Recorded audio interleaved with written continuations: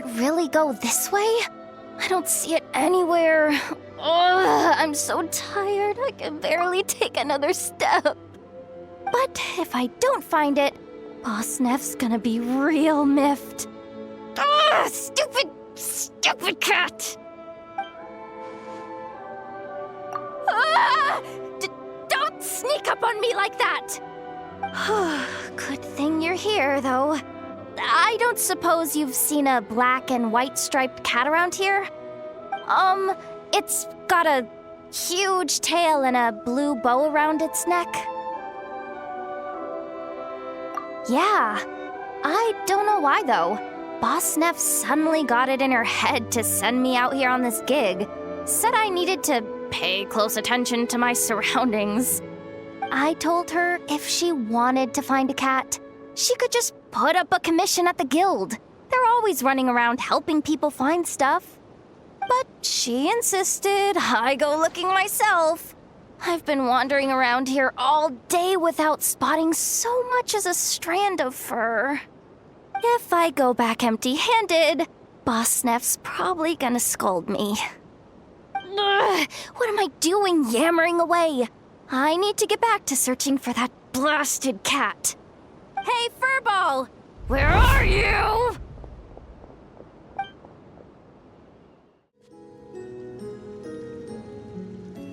A long time ago, there was a young man who ran away from home. After spending the last of his mora, he trod through the cold of winter, shivering in his threadbare clothes. Suddenly, the young man found himself stepping out onto thin air, and he fell through into a strange place. But before he could react, a voice rang out from somewhere in the distance. This is the secret home of Nicola Coco, the great mage everlasting. O destitute one, tell me your heart's greatest wish, and with my guidance, you shall attain it. Whoa! That was a strange voice. Nicola Coco. Who's that again? Do we know her? The young man was in awe of the mage's magnificence and beauty. After a lengthy silence, he solemnly declared, "O great mage from afar, how beauteous and wise you are! The moment I beheld you, my heart began to flutter. All my heart desires now is to make your wishes mine." The subtlest of smiles appeared on the mage's face as she replied, "Very well, then I shall task you with performing certain deeds on my behalf, such as those that are within your ability. Your guide is here, and your reward awaits you in the days to come." Guide? Does that mean this glowing orb?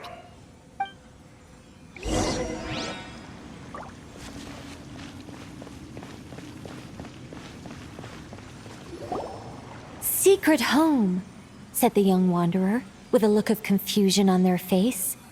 "Where is this secret home of which you speak?" The mage's voice grew somewhat flustered upon hearing this question. "Wait, does it make sense for this to be a bashful character? Oh, never mind. I'll keep it in for now. Mr. Nine can always refine it later." "Ahem. It is rather rude to ask such questions of a mage, young one. The Mage's Lodge is under renovation. Very soon you shall be stunned by its grandeur. This shall be your trial. Offer up your strength and help this great mage to build her territory."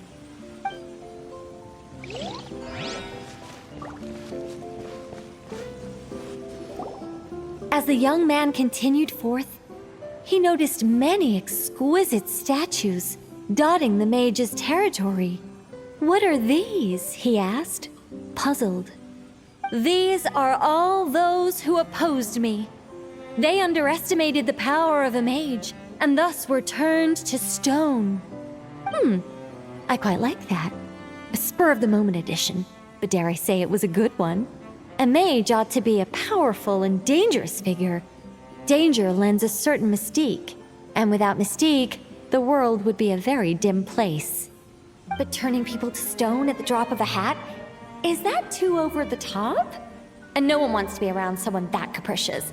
Okay, I think I'll dial it back and turn it into more of a vague warning. Upon hearing this, the youngster broke into a cold sweat. But then, the mage's laughter broke the silence. Did you fall for it? I was merely joking. These statues are just my way of capturing a certain moment in time. Anyway, statues. That's what I need your help with.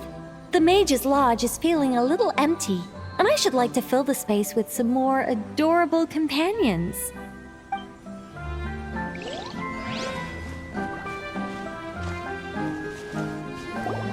Well then, young one. Now you have learned of the troubles faced by this mage. Nicola Coco requires your aid to build her sacred territory. The mage poured a cup of tea for her visitor. What say you? Wait a minute! Shouldn't we think twice before going all in on this? We don't know anything about this person! And she seems a little weird. Huh? Although, having said that, this teacup looks kind of familiar. Nicola Coco. Ah! Is it Mage N? Nicole? Correct. What do you think of my story? Hard to say. It's not finished yet, surely. What happens to the characters in the end? I haven't decided yet. I need to renovate my home first. Perhaps I'll have a burst of inspiration after that. Anyway, if you can hear my voice, I assume that means you're currently in Nod-Krai. In which case, could I trouble you to gather a few things for me? Well, I'd like to build a few more statues to decorate my home, but I'm lacking inspiration at the moment. I was thinking you could take some photos to give me some ideas. Are you serious? Alright then, leave it to us! Wait here. We'll head out and see what we can find. But remember to finish the story once the statues are done.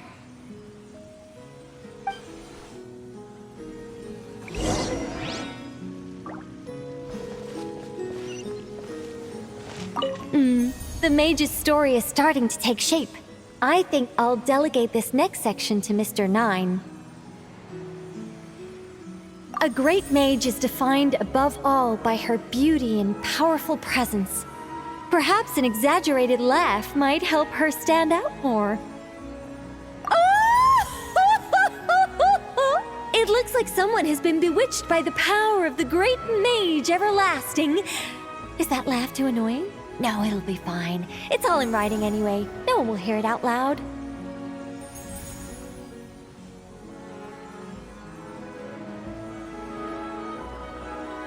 My renovation plan is complete. But where to start? Everyone knows you can't just conjure a house out of thin air. Or could I? Alchemy could work. The only raw materials I need are bricks and wood. Yes, I'll go with that. Far easier than building everything by hand. A mage's home has to look very different from an ordinary house. I'm just not sure what that means in practice. One thing's for certain, though. It has to be an ancient, mysterious, and otherworldly place that will endure for hundreds, even thousands of years.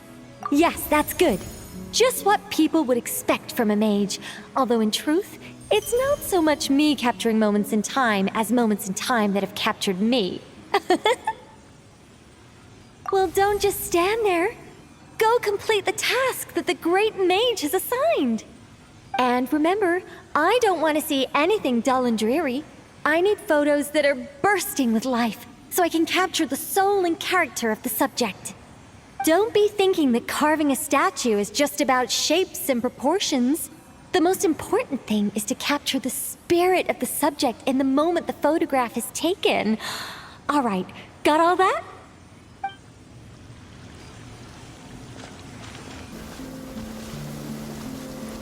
Hey, look over there! Are those finches? Oh, they look pretty lively, don't they? Seems like a good first photo.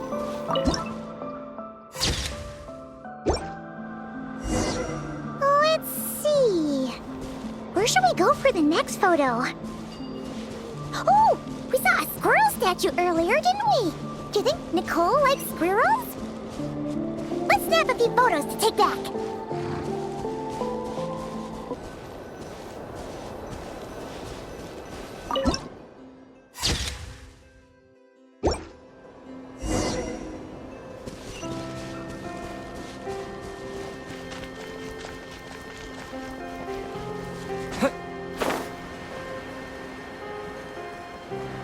Is that a mandragora? Paimon think...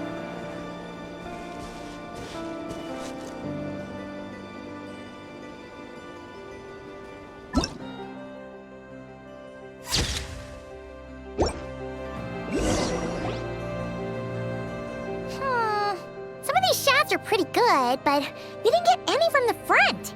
Let's wait for it to turn around. Yes! That's the one! That's the money shot! Ah! Help! Oh, that was scary. Paimon wasn't expecting it to jump us like that. Go on, Traveler. You got this.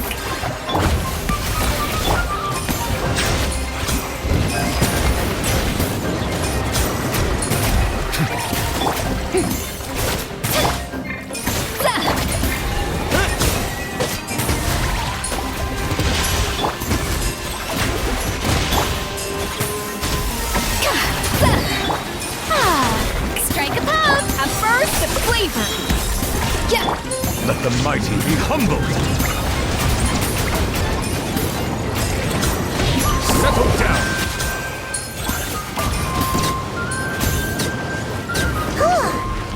That should do it. Paimon's kept all the pictures safe. Let's go back to see Nicole.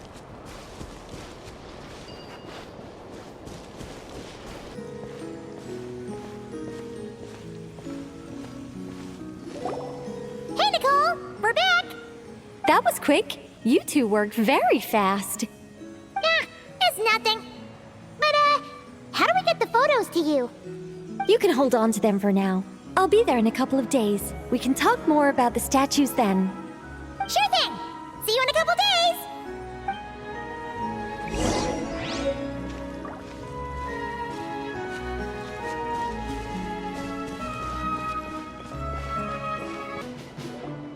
Nanina's covering the north, so we'll have Laurent take the east.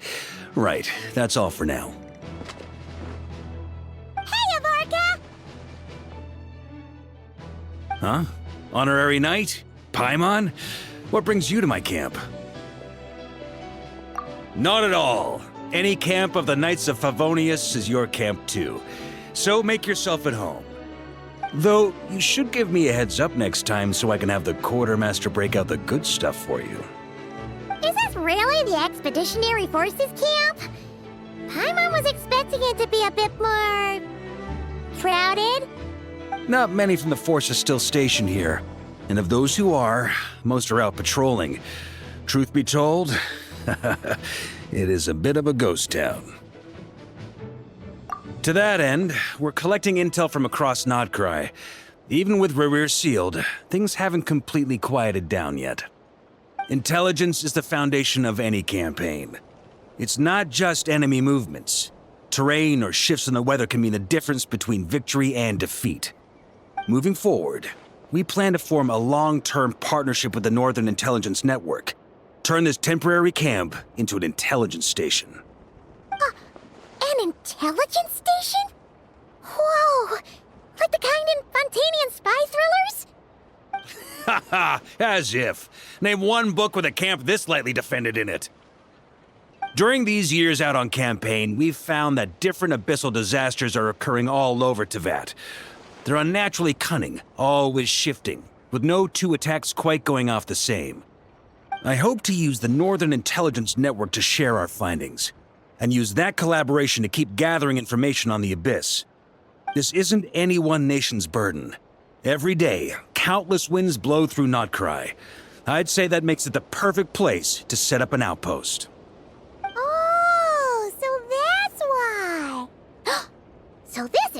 chivalry in action! Haha, well, chivalry's good and all, but in reality, we've only just established this station and don't even have a good map of the nearby terrain. If you stumble across any building materials or intel nearby, don't forget to bring them back with you. Rest assured, you're our honorary knight. We'll look after you. One expedition wraps up, another begins. Grandmaster! We've got big trouble, sir! Oh, what is it? That important guest we were expecting today? He's trapped at the foot of the mountain. What? Is it who I think it is? Yes, sir, it's him. Most of our available manpower is tied up in patrols. Who do we reassign? No need. Just point me in the right direction. I'll handle it myself. Honorary Knight, Paimon, till next time.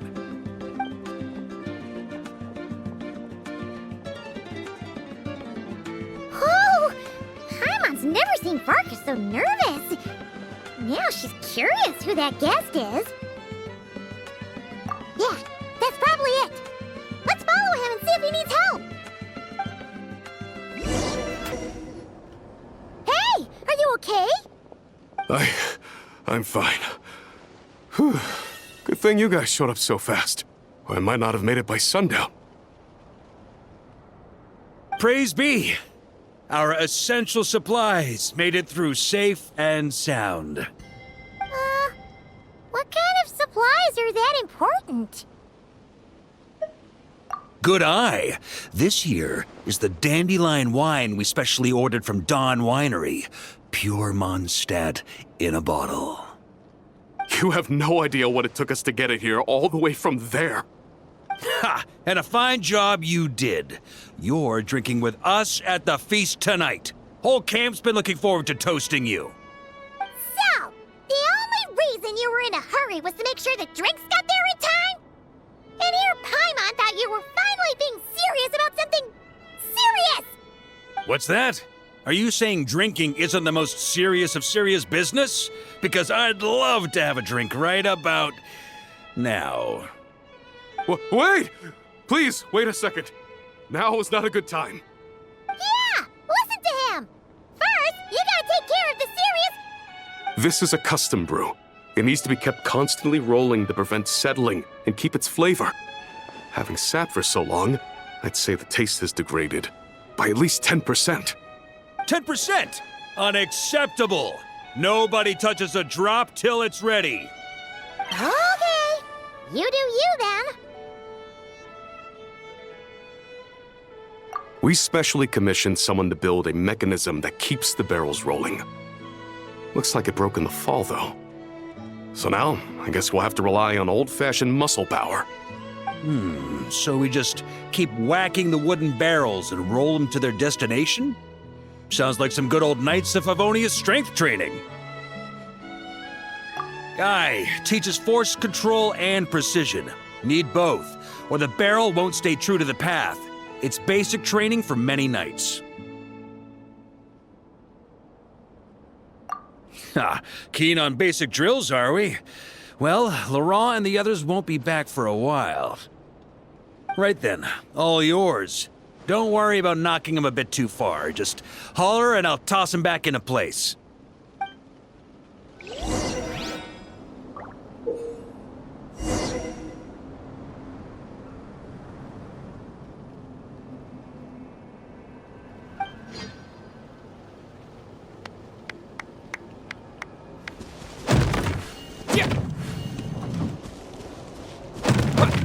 Back when I was training Noelle, she'd blast the barrels to splinters the second she got nervous. Couldn't stop her from cleaning up the whole mess herself afterward.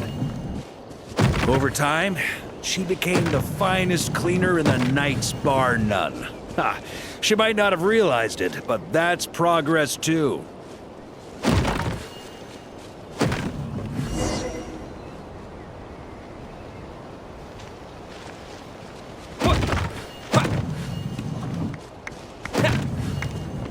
First time I did this training with Razor, it took us an entire day to finish. Know why?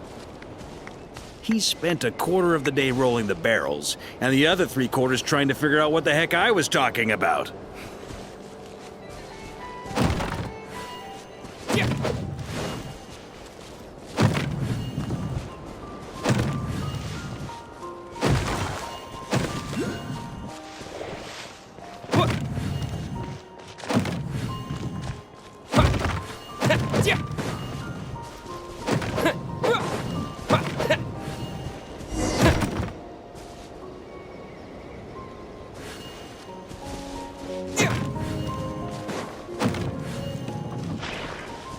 Jean and Albedo once sat me down to have a serious discussion about whether or not the Spark Knight needed to take part in basic training like this.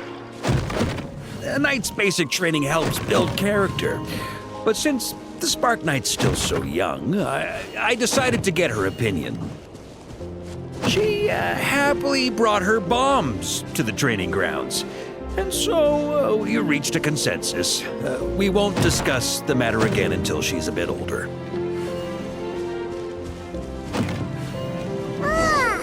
Paimon's hands are sore just from watching you. There's gotta be an easier way, right?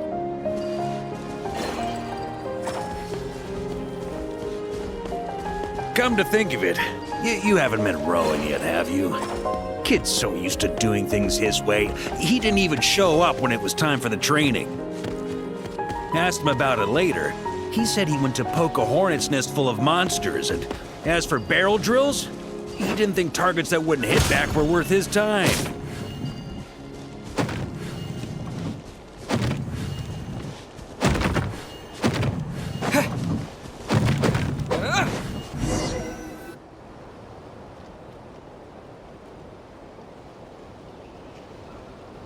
Ah, Grandmaster! Honorary Knight! They're back! They're back! They're back! Everyone, fall in and give them a proper welcome. Wow, we're this popular? Paimon feels like blushing. How the wind carries that scent from afar. Sweet Barbados, it's true. Dandelion wine. A special brew from Dawn Winery to boot. They're back. All my precious memories, they're all flooding back. Oh. So, the welcome isn't for us, is it? Yes, this is it! This is the taste! Oh, it's just how I remembered it. Amazing! After all these years!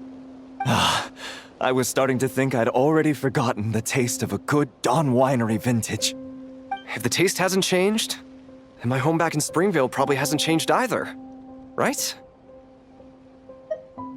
Thank you, Honorary Knight. That's enough. Put a cork in it, everyone. Barrels stay sealed until everyone's back. Let's finish the party prep in the meantime. Oh, yes, sir. On it, sir. Like I said, drinking is the most serious of serious business.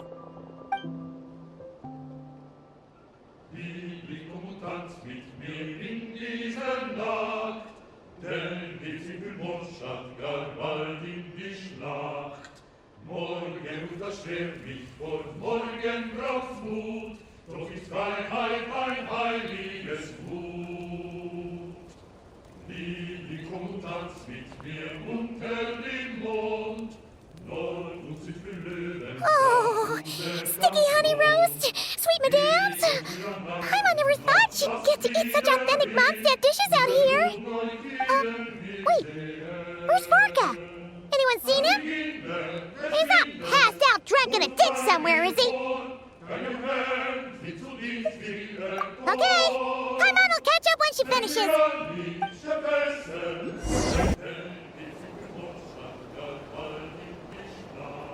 So, what's the hero who saved our savior and brought it back to camp doing in a corner like this?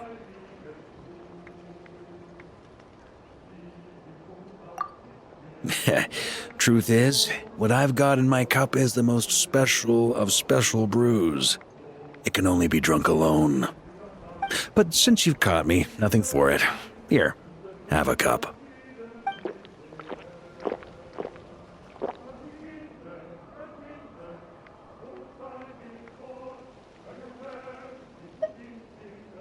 Got me. Just a joke. Not a drop of liquor on me right now. If you're thirsty for a real drink, go find Yumeni later. She's got plenty in stock. A camp always needs to have one sober soul to guard their drunk comrades from things that go bump in the night. Those have been my standing orders since this expedition started. Rotten luck, eh? Just so happens that tonight, it's my turn to be that sober soul. So, on this night when they're all drunk, I can't be.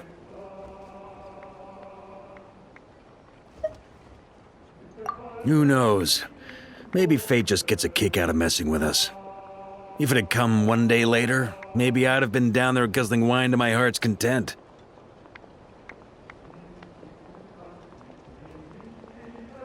But if it had come but one day later, maybe you'd have passed the camp by, missed the feast, never even had this chance to talk.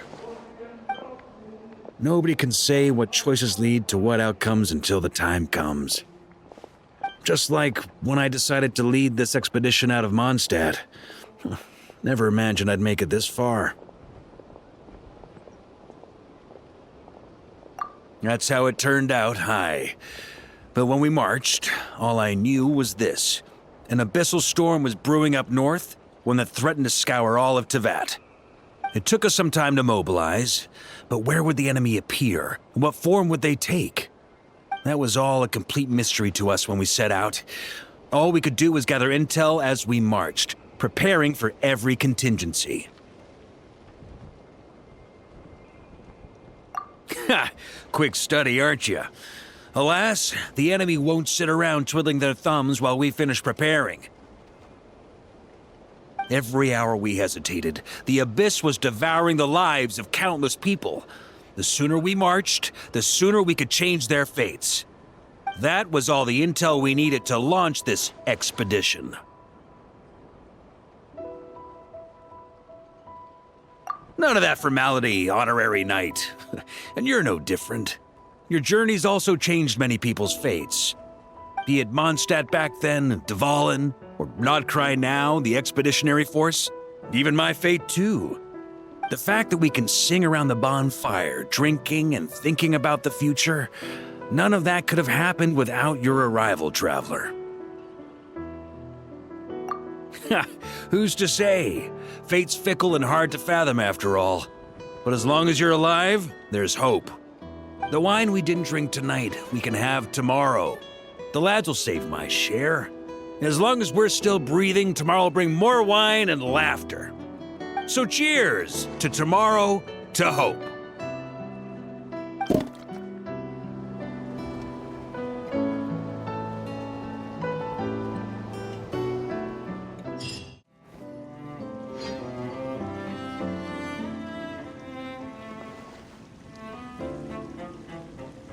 Just who I wanted to see.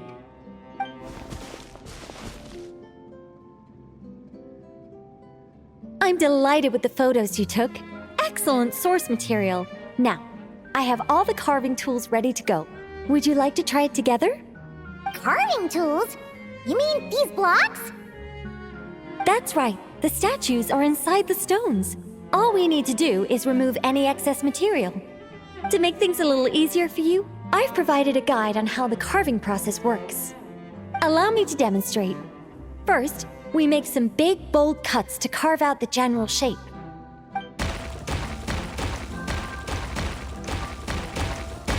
The numbers on the stones represent the amount of material you need to keep in a given column.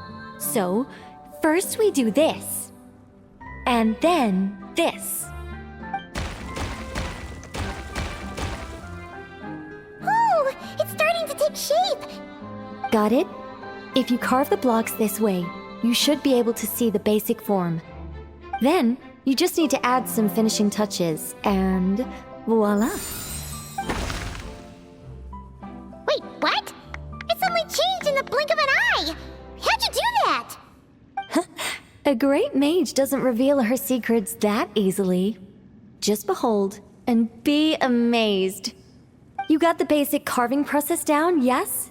Focus on that and leave the finishing touches to me. Much obliged. Alright, let's give this a shot! What the? difficult than the one you walked us through. Oh, sorry, wrong one. That's the one I was going to work on. Yours is over here. Whew. Well, that's a relief. Now, we just need Nicole to add the finishing touches. You got rid of all the extraneous stone, yes? Let me take a look.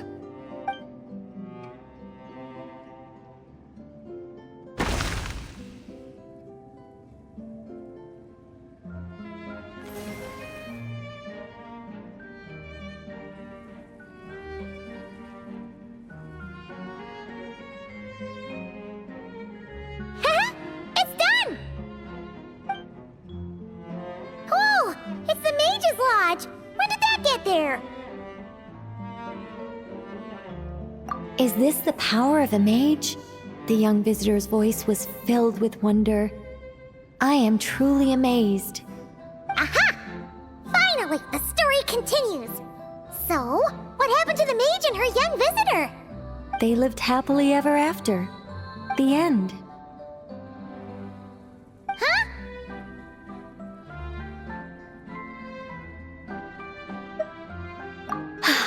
Tough customers, huh? Well, if you're that eager to hear it, I suppose I'll take it from the top. All my heart desires now is to make your wishes mine, said the young man. Those words won him the full attention of the great mage Nicola Coco. But just as they had started warming up to one another, a group of uninvited guests stormed in, seized the mage, and absconded with her.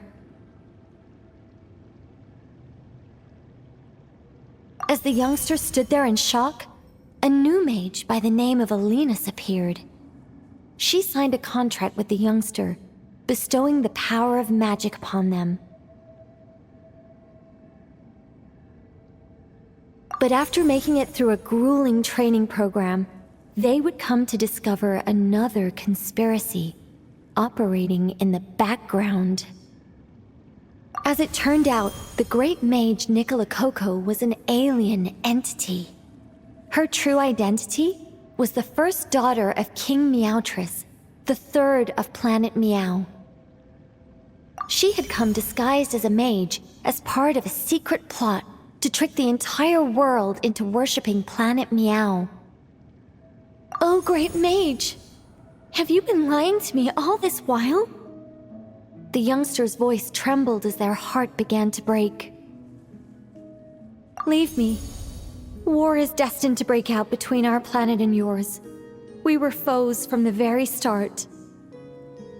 The mage turned her face away, refusing to let anyone see the tears welling up in her eyes.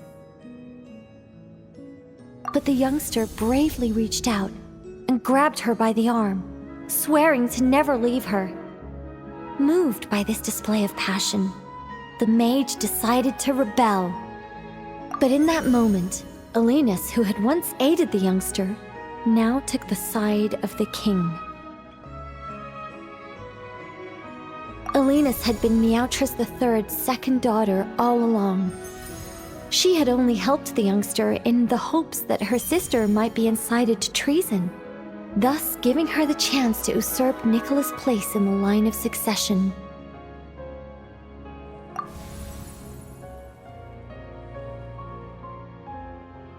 Anyway, that's the gist of it. In the end, the youngster, who by this point had turned into a cat, worked with the mage to successfully foil the king's plot. Then, they returned to the mage's lodge together and lived happily ever after in peace and quiet. The end. That was amazing! This story has everything! True love, rebellion against injustice. That can't be helped. All creations escape the control and grasp of their creator eventually. We angels are a case in point. Once, we were tasked with guiding human beings, but because some of us chose a different path, our entire race was punished. If even the heavenly principles can't fully control their own creations, what chance do I stand? Fate is always ineffable, and yet, I still hope I can guide those I meet towards a happy ending to their tale. That applies to characters in my stories as well. Anyway, the story's over now, and I'm running a little low on energy. Next time I've got a good story to tell, I'll share it with you, all right?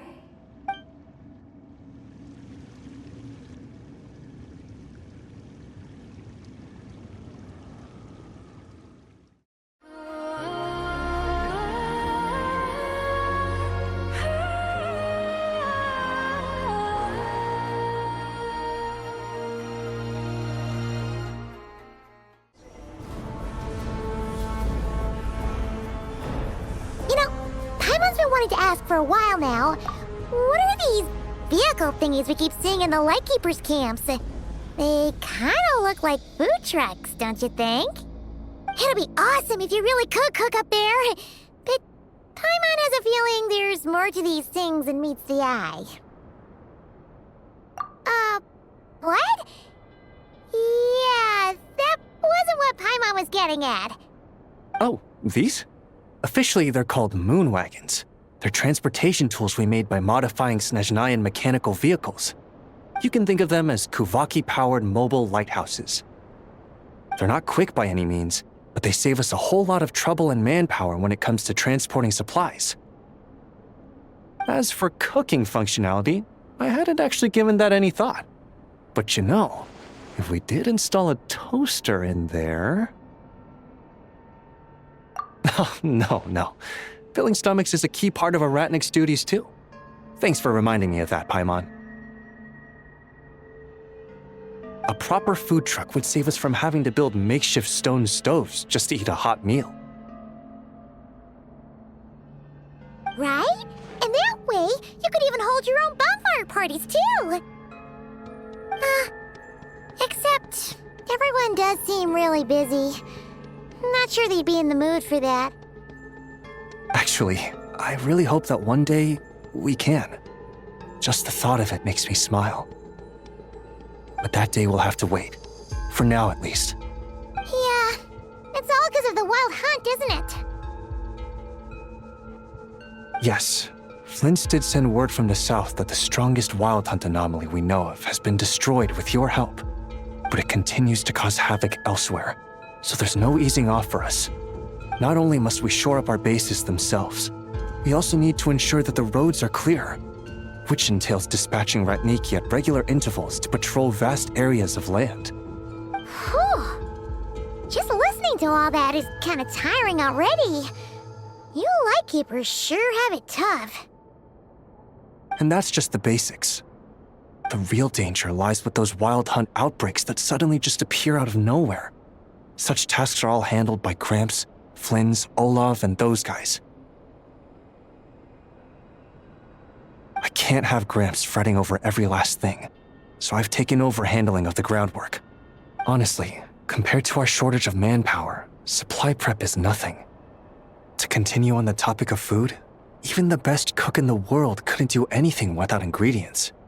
Over the years, many of our former bases have fallen into disrepair, making them ill-suited for long-term postings. At the moment, everyone has to shuttle back and forth between our camps and HQ, leading to fewer and fewer people available for combat deployments.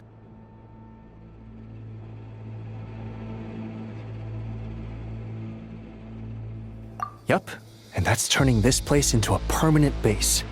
And most importantly, what's a Lightkeeper stronghold without a lighthouse? So, you want to build one here? Exactly. We'll need it if we're to stand any chance against the Wild Hunt's attacks. Which is easy to say, but in practice, I think you've seen enough to know it's not going too smoothly. Oh, right! Paimon almost forgot that we were here to help. So, what's the issue?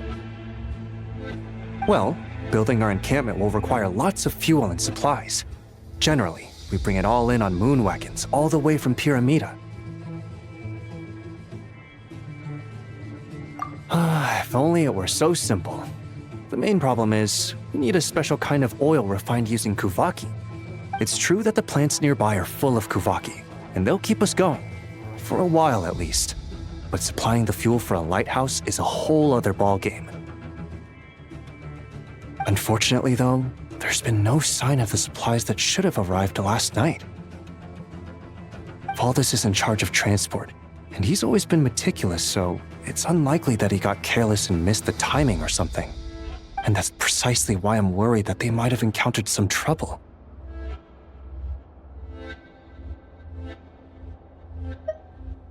Yeah, there's always a way out of every jam. Even if that means being trapped inside a sealed barrel or getting buried neck deep. Surely this can't be any worse than that. Don't tell me that's actually happened. I guess I underestimated you two again.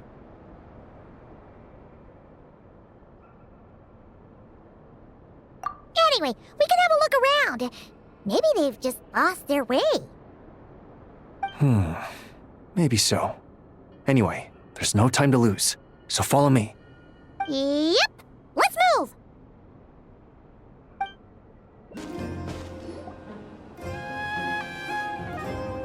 Squad leader!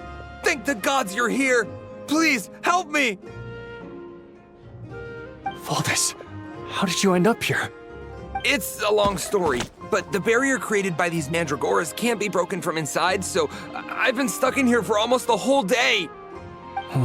Something about this doesn't quite add up.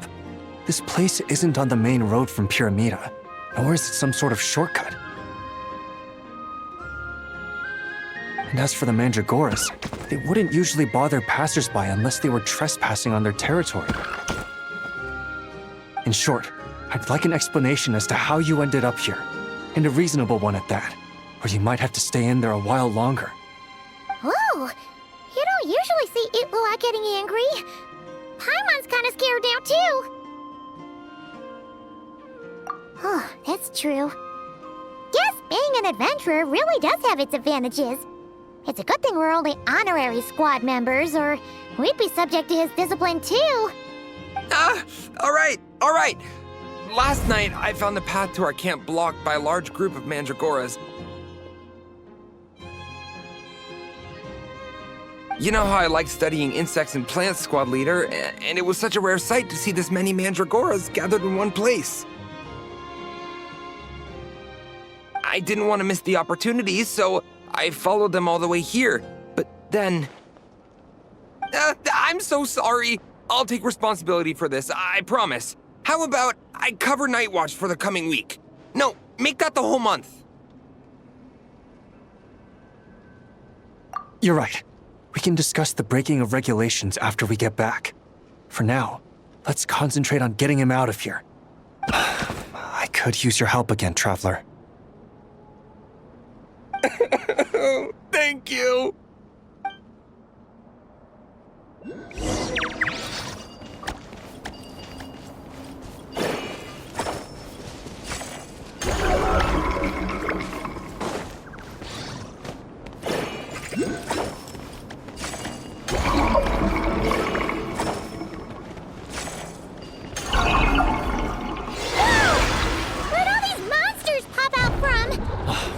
Guard down.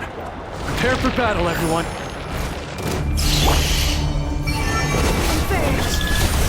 Surge. Receive my blessing. While the light shines bright.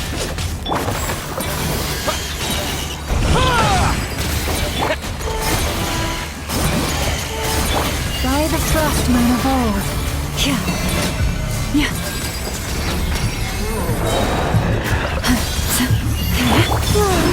A new moon rises.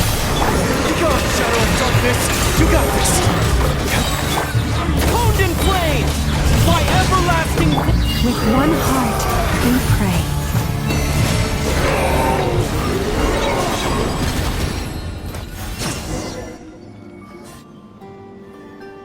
Phew! Finally drove off those monsters! What's going on here? Surely they couldn't have been waiting in ambush this whole time. The Wild Hunt. The Mandragoras. Huh, I get it. Huh? Have you figured something out, Itlua? Valdis, I think these Mandragoras trapped you inside the barrier to protect you. They're very sensitive to shifts in their environment. I myself heard some strange murmurs on the way here. Come to think of it, it must have come from the wild hunt monsters, who had yet to manifest at that time. These mandragores must have detected them very early on, which is why they barred your path and prevented you from continuing onward. Only to have you follow them anyway, leaving them no choice but to trap you here for your protection. I see. So that's what was going on. No wonder they refused to leave the area. They probably only protected you because they detected the scent of grass and flowers on your person. Perhaps because of all the time you spend around them. Either way, thank you both. There doesn't seem to be any further danger.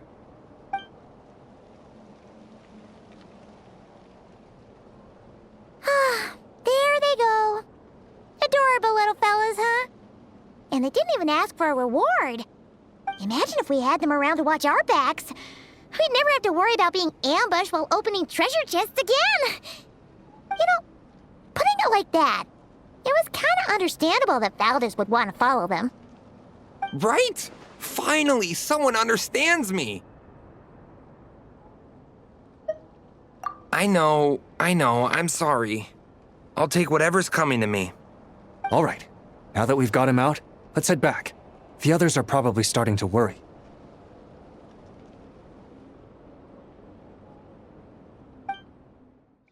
Alrighty, that's the issue resolved and our fuel stocks replenished. Thank you both very much. Don't mention it. We're part of the team, right? He neglected his duty while escorting a supply shipment, which is a violation of our regulations. However, he did encounter a pretty dangerous situation related to the wild hunt, and we didn't end up suffering any losses. As such, as per his wishes, he'll be responsible for protecting the lighthouse throughout its next month of construction. Hope he doesn't start slacking off again. Now that she's a member of the team, Paimon's gonna start coming down to check up on him. Oh, and to see how the lighthouse is coming along, too. Speaking of which, Paimon wonders what it'll look like once it's all done. It won't be as impressive as the one at Final Night Cemetery, that's for sure. Still, it'll be bright enough to serve as a beacon to guide travelers through the night. So long as we're able to keep people safe, whether from the wild hunt or anything else, our efforts will not have been in vain. Anyway, I should go back to sorting through our archives. All that work isn't gonna do itself. Don't worry, we won't be this busy forever. We should be able to put our feet up a bit once this place is up and running. In that case, we'll help you out. That way, it'll be done in no time. Your help would be most welcome, believe me. But I'm sure you've got a lot on your plate already. And asking you to come all this way just to do our work for us, it wouldn't feel right. How about this then? If you find anything useful during your adventures and you happen to be passing by, feel free to drop it off. Come on, it's no biggie. Like you said, we're squad mates now. Isn't that right, Traveler? In that case, let me say again that it's an honor to have you as my squad mates.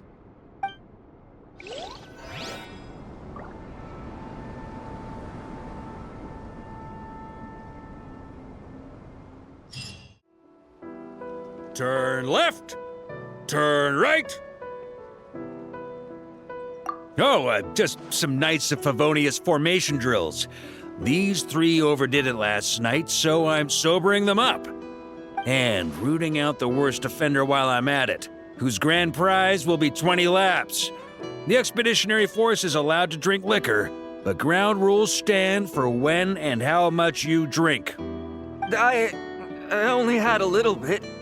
Me too! Save the excuses, prove it with your feet. Show me you can nail a picture-perfect parade ground pivot while you're plastered. Yes, sir. Honorary knight. Feel like helping me get them cleaned up? All you gotta do is keep yelling out drills while singling out whoever's messing up the most.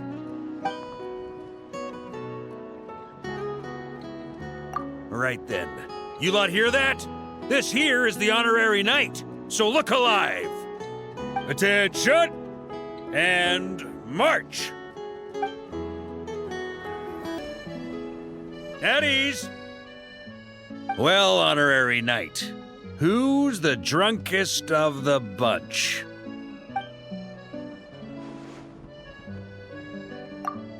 I'm innocent, I swear. I didn't even drink the most. But you still got hammered, didn't you? 20 laps, not one less. Keep at it until you can take on anything, even when you're as drunk as a skunk.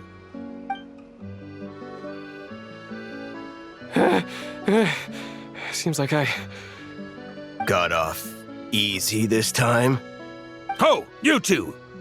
You're both thinking, seems like I got off light this time, aren't you? Saw you two staggering about earlier, didn't I? 20 sets of strength drills with Anselm, and not a sip of booze till you're done!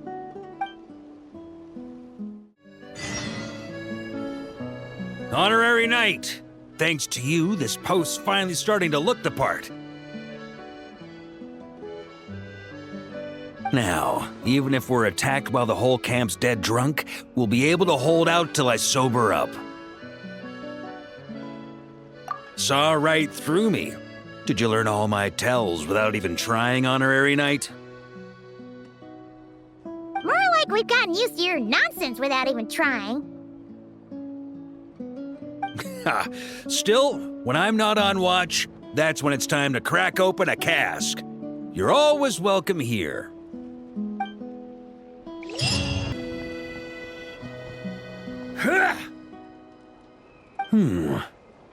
Can't help feeling like the sword's not heavy enough. Feels too light when I swing it. Guess Nod-Krai's forging styles just aren't to my taste. When I get back to Mondstadt, I'll have Wagner add some weight to this. Noelle! Ha ha ha! Yeah, that checks out. She's not used to ordinary weapons either. I even thought I'd try to find some special ore here in Nod-Krai. Bring a one-of-a-kind sword back as a gift. Though, I've spent ages looking and can't find the right stuff anywhere. Looks like I'm heading back empty-handed this time. Anyway, I've heard that Noelle's learning Jean's Gale Blade. That lines up nicely. I'll teach her a trick or two when I head back.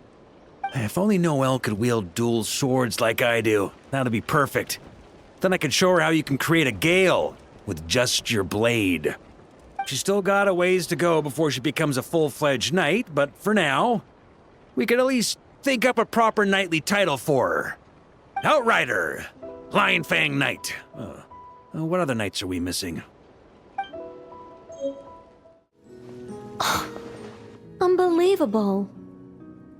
Mr. Nine has refused to help me write my masterpiece. She said, it might be best if you wrote this one yourself, considering the highly complex world building. I cajoled and pestered her all I could, but it was to no avail. Believe me, I'd finish it myself if I could. That was my intention from the beginning. I wanted to finish a work of my own to prove a point to her, but it didn't work out. The moment the ending popped into my mind, my creative drive was extinguished. You two may well be the only people in this world to ever hear the tale of Nicola Coco, the mage from Planet Meow. So please, do not forget her, and do not forget her adventures.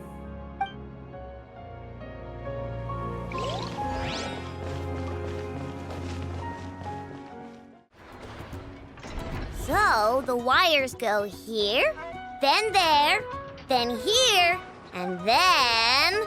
Ta-da! All done! See? Super easy peasy, right?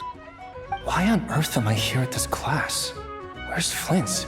We agreed to come together. Right. I understand. I've gotten written down. All of it.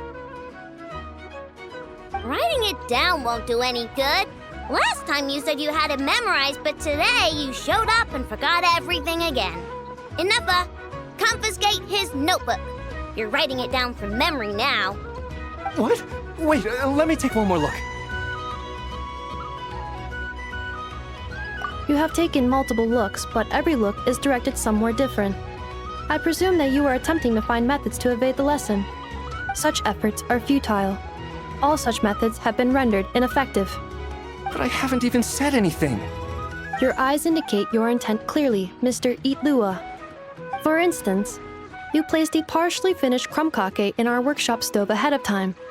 I hypothesized that your plan was to secretly take it out during the practical class to draw Aino's attention. However, I have already removed that crumb-kake. It can be reheated for consumption after class. How on earth did you find out? Mr. Flynn's has already executed this method once. What? Flynn's told me he hid his crumb-kake in the cabinet. How come he hid it in the stove, too? Also, you were carrying a bag of crushed small fish, Mr. Itlua. I believe that was an attempt to lure stray cats along the roadside as you walked. You would put the bag under your feet, the kittens would gather around you. Afterwards, you would pick one up and exclaim, "Huh! What a cute kitten!" Upon which Aino's attention would be drawn accordingly. Unfortunately, Mr. Flint has also tried this method before. Impossible. All small animals are afraid of Flint's. They wouldn't dare to get close to him. How in the world? While he did not lure the small animals here himself, he taught this method to Aino. Subsequently, Aino utilized this method to play with the small animals for an entire afternoon. The lesson for that day had to be canceled.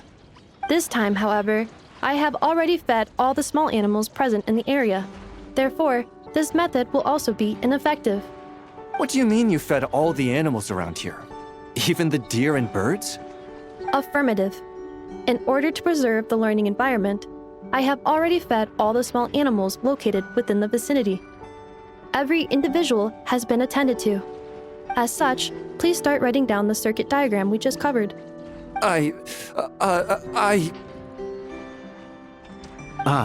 Mr. Itlua. I apologize for intruding upon your studies. Greetings to you all, Miss Aino, Miss Anefa, Mr. Traveler, Paimon. He's here! The truant is here! It is with great regret that I find myself unable to attend your enlightening lectures. However, a matter of absolute urgency necessitates both my own departure and Mr. Itlua's temporary withdrawal from this gathering. The same non-negotiable reason has again been invoked. A matter of absolute urgency by order of headquarters. Such is life, full of non-negotiable frustrations. Indeed, that is why we term them so. For they have a frustrating habit of arriving at the most inopportune of moments, catching us quite off guard. Now, young master, let us be on our way.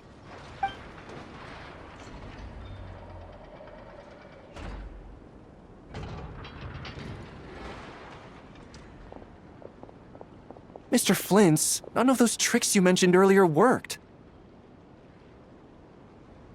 I'm very sorry to hear that. I'll make sure to share some new ones with you next time. Just a pity that after what just happened, another one of my best ones is now off the table for the foreseeable future.